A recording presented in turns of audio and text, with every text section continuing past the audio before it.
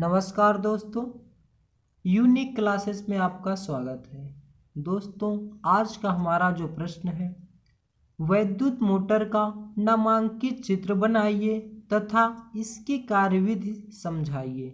इसका उपयोग किस प्रकार की ऊर्जा रूपांतरण में किया जाता है। दोस्तों, यह प्रश्न 7 नंबर में पूछा जाता है और आप देख सकते हैं कितनी बार एग्जाम में पूछा गया है। दोस्तों, बोर्ड की एग्ज़ाम की दृष्टि से यह question very most important question है, बहुत ही इम्पॉर्टेंट क्वेश्चन है। तो चलिए क्वेश्चन को स्टार्ट करते हैं और समझने की कोशिश करते हैं। प्रश्न है, वैद्युत मोटर का नामांकित चित्र बनाइए तथा इसकी कार्यविधि समझाइए। इसका उपयोग किस प्रकार की ऊर्जा रूपांतरण में किया जाता है।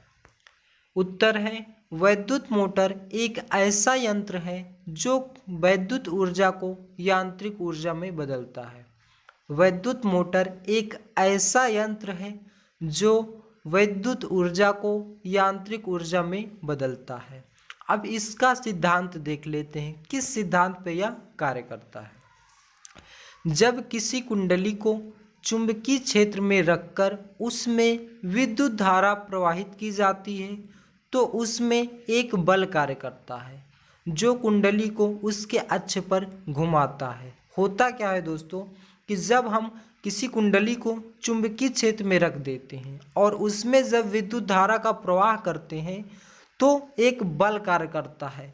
जो बल क्या करता है, हमारे कुंडली को अक्ष पर घुमाने का प्रयास करता है।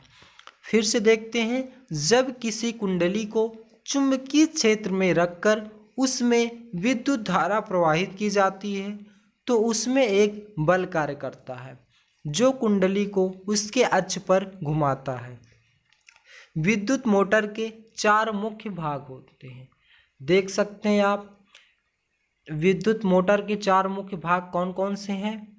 विभक्त वलय है, आर्मेचर है और एक ब्रश है और क्या है, क्षेत्र चुंबक है। अब इस फिगर में आप देखिए और समझिए, इसमें एक ब्रश लगा होता है और जो कि B1 B2 से विभक्त वलय L और M से क्या होता है, जुड़ा होता है और एक बैटरी लगी हुई है और जो कि ब्रश सीधे जाकर के आर्मेचर से ABCD से कनेक्टेड है। और जब क्या होता है, आर्मेचर में एक क्या होता है कि एक तार की एक कुंडली बनी होती है। जब इसमें करंट का फ्लो होता है तो यह घूमने लगती है। कैसे, जब बैटरी से कुंडली में विद्युत धारा प्रवाहित करते हैं, जब हम बैटरी से कुंडली में विद्युत धारा प्रवाहित करते हैं तो फ्लेमिंग के बाएं हाथ के नियम से कुंडली की भुजाओं AB तथा CD पर, ABCD आप देख रहे हैं कि ये क्या है, कुंडली की भुजा है। AB तथा CD पर विपरीत दिशा में 2 बल कार्य करने लगते हैं। तो होता क्या है दोस्तों कि जब विद्युत धारा प्रवाह करती है कुंडली में तो जो AB और CD जो कुंडली है इसमें क्या होता है, 2 बल कार्य करते हैं विपरीत दिशा में और दोनों बल मिलकर के एक बलयुग्म बनाते हैं जिसके कारण कुंडली लगातार एक ही दिशा में घूमने लगती है। फिर से देखते हैं कि जब बैटरी में विद्युत धारा प्रवाहित करते हैं तो फ्लेमिंग के बाएं हाथ के नियम से कुंडली की भुजाओं AB तथा CD पर विपरीत दिशा में 2 बल कार्य करने लगते हैं। दोनों बल मिलकर के एक बलयुग्म का निर्माण करते हैं जिसके कारण जो हमारी कुंडली होती है लगातार एक ही दिशा में घूमने लगती है। और जो इनके 4 पार्ट हैं देख लेते हैं कौन कौन से हैं। पहला है क्षेत्र चुंबक। यह एक शक्तिशाली स्थायी चुंबक है जिसके ध्रुव N व S होते हैं। आप फिगर में देख सकते हैं, एक क्षेत्र चुंबक क्या है, N और S, ये इसके 2 ध्रुव होते हैं। और आर्मेचर क्या होता है, यह एक तांबे के तार के अनेक फेरों वाली एक आयताकार कुंडली ABCD होती है जो कच्चे लोहे की रोड पर तांबे के तार द्वारा लपेटकर बनाई जाती है।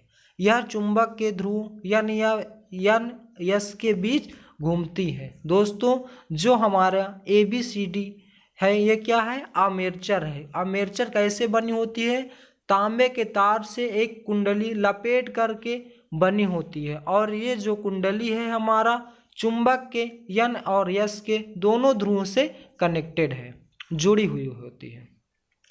थर्ड पॉइंट है विभक्त वलय। विभक्त वलय क्या कार्य करता है, विभक्त वलय का कार्य कुंडली में प्रवाहित धारा की दिशा को बदलना होता है।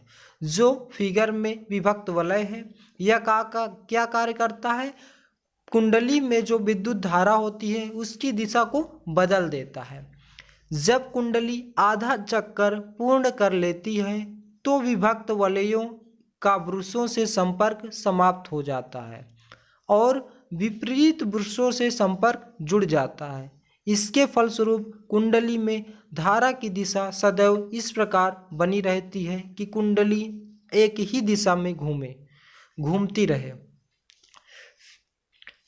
नेक्स्ट पॉइंट है ब्रुश। ब्रुश का क्या कार्य होता है, विभक्त वलय L व M कार्बन की धातु की बनी दो पत्तियों B1 व B2 को स्पर्श करते हैं, इन्हें ब्रुश कहते हैं।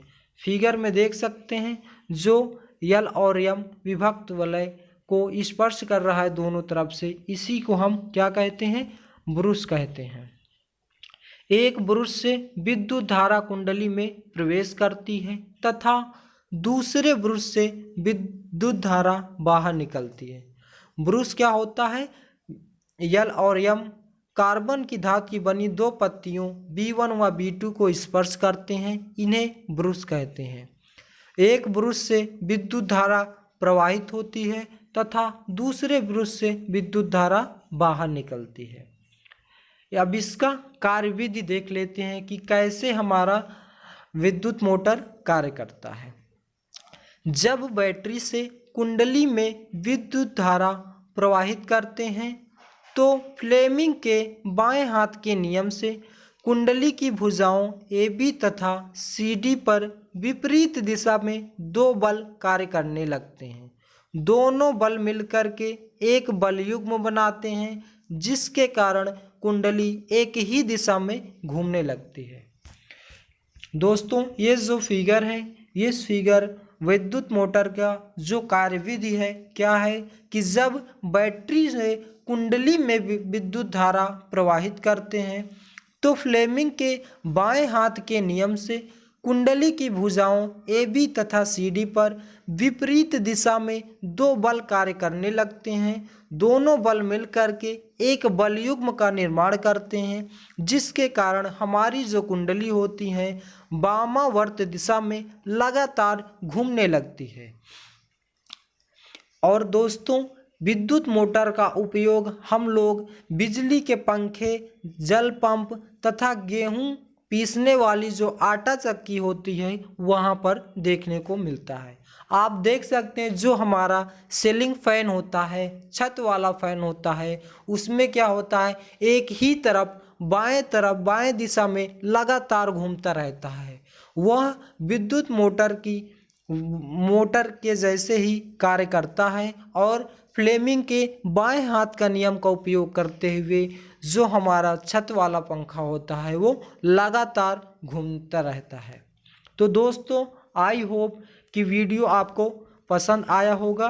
तो दोस्तों इसी तरह के नए नए वीडियो को देखने के लिए हमारे channel unique classes with Sonu को सब्सक्राइब कीजिए और वीडियो को ज़्यादा से ज़्यादा लाइक कीजिए और शेयर कीजिए। Thanks for watching my video. मिलते हैं नेक्स्ट वीडियो में। धन्यवाद।